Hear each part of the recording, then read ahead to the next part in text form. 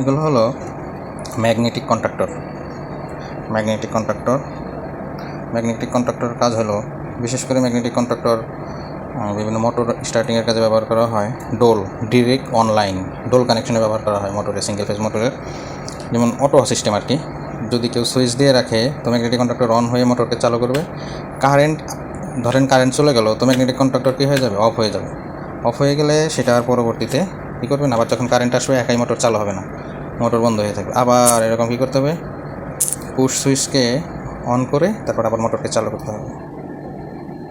এর জন্য magnetic conductor ব্যবহার করা হয়। দেখেন এখানে এইটাই মূলত দেবে যায় ভিতরে দিয়ে ম্যাগনেটিক কন্ডাক্টর, যখন ইলেকট্রোম্যাগনেট তৈরি হয় ভিতরে। এখানে অনেকগুলো টার্মিনাল আছে, A1 A2। এটা হলো A1 A2, এটি মূলত কয়েলের জন্য, আর এগুলো হলো কি লোড চালানোর জন্য। এরপরে অক্সিলারি সিস্টেম আছে, নর্মাল অক্সিলারি, এক পাশে অক্সিলারি আছে। যেমন এটা হলো নর্মালি ক্লোজ, এটা ইনপুট, এটা আউটপুট নর্মালি ক্লোজ। এইটা নিচে যেটা আছে এটা নর্মালি ওপেন, ইনপুট আউটপুট। আর এগুলো হলো 3 ফেজ কানেকশন, এটা সিঙ্গেল ফেজের জন্য ব্যবহার করা হয়। আর একটা আছে এটা হলো অন টাইমার ডিলে, যখন চালু হওয়ার জন্য যদি আমি ডিলে সেট করে দিই সেটা ডিলে হবে। এটা ম্যাগনেটিক কন্ডাক্টর স্টার ডেল্টা কানেকশনের জন্য ব্যবহার করা হয়। যে বিভিন্ন 3 ফেজ মোটর প্রথমে স্টারে কানেকশন হবে, এরপরে অটোমেটিক্যালি ডেল্টায় চলে যাবে, ওই সিস্টেমে ব্যবহার করা হয়। এই টাইমার দিয়ে এটা করা হয়, একটা নির্দিষ্ট টাইম এভাবে নব ঘুরিয়ে এটা করা হয়। নব ঘুরিয়ে 5 সেকেন্ড 10 সেকেন্ড ঠিক করে দেওয়া হয়, 60 সেকেন্ড পর্যন্ত, মানে 1 মিনিট পর্যন্ত সিস্টেম করা আছে এটা।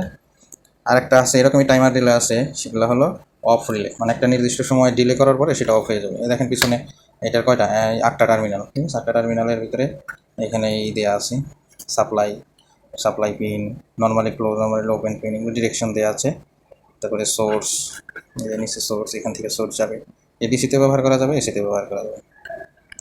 আমরা মূলত এটা কাজ করবো হলো অটোমেটিক চেঞ্জ ওভারের জন্য আমরা এটা ব্যবহার করব। ধরেন কেউ বললে বিদ্যুৎ, পিডিবি অথবা যে কোনো লাইন একসাথে 2টা আছে, তো বাসায় 2টা ব্যবহার আছে, তো ম্যানুয়াল চেঞ্জ ওভার দিয়ে তারা চেঞ্জ করে। তো এইটার ক্ষেত্রে আমরা যদি এটা বানাই, যে কোনো একটা লাইন থাকবে, যদি 2টা লাইন থাকে যে কোনো একটা লাইন চলবে অটোমেটিক্যালি। আবার যখন একটা লাইন থাকবে আর একটা থাকবে না, তখন অটোমেটিক্যালি চেঞ্জ করে দিবে। আবার দেখা গেল 2টা লাইনই নাই, তখন তো কারেন্ট থাকবেই না, কিন্তু একটা আসলো এরপর আবার এটা চালু হয়ে যাবে, একাই চালু হবে। আবার একটা চলে গেল, 2টা লাইনই আছে, একটা লাইন চলে যাবে আর একটা থাকবে। ধরেন পিডিবি আছে, পল্লী বিদ্যুৎ নাই, তখন সে কী করবে? পিডিবি এতক্ষণ পল্লী বিদ্যুতের লাইনে সে বাসার লোড অথবা যে কোনো জায়গার লোড চালু রেখেছিল, কিন্তু যখন দেখবে যে না একটা লোড নাই, যেমন পল্লী বিদ্যুৎ নাই, তখন সে কী করবে? অটো পিডিবি লাইনে চেঞ্জ ওভার করে দেবে, মানে সুইচ চেঞ্জ করে দেবে। আমরা এইটাই করবো আর কি। এখন আমরা এই করছি, এখন হলো আমরা পরীক্ষামূলক কাজ করতেছি, এক্সপেরিমেন্ট করতেছি। তো এক্সপেরিমেন্ট করার পরে যখন আমাদের কাজ শেষ হবে, এক্সপেরিমেন্টে কীভাবে কাজ করে এটা দেখাবো ইনশাল্লাহ। আসসালামু আলাইকুম।